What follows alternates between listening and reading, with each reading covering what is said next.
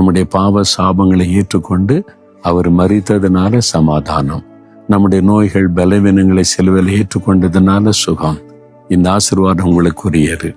நீங்க கேட்டு பெற்றுக்கொண்ட வாக்குத்தத்தத்தை சொல்லி நீங்க சொல்லி இருக்கிறீங்க, என்னுடைய வீட்டுக்குள்ள சமாதானமும் சுகமும் உண்டாகும்னு நான் விசுவாசிக்கிறேன். எங்க வீட்டுக்குள்ள இது வேணும். இந்த ஆசீர்வாதத்தை தாங்க.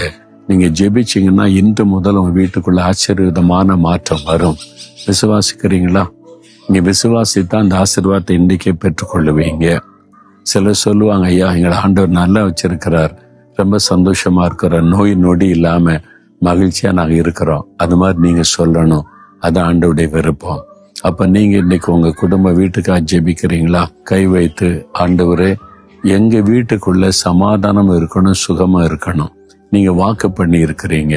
நாங்க சமாதானமா ஆசீர்வாதமா சுகமா இருக்க சிலுவையில மறித்தீங்க.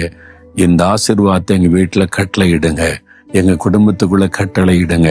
எங்க வீடு ஒரு சமாதான வீடா இருக்கணும். எங்க வீடு ஒரு ஆரோக்கியமான வீடா இருக்கணும். எங்க குடும்பத்துல எல்லாருக்குள்ள சமாதானம் உண்டாயிருக்கணும். சகல நோய்களும் மாறணும், சுகம் உண்டாயிருக்கணும். இன்று முதல் ஒரு மாற்றத்தை எங்க வீட்டுக்குள்ள நாங்க பார்க்கணும். உடைய வாக்குத்தத்தத்தின் ஆசீர்வாதம் எங்களுக்கு உண்டாகணும். இயேசு கிறிஸ்துவின் நாமத்தில் ஜெபிக்கிறோம். ஆமென்.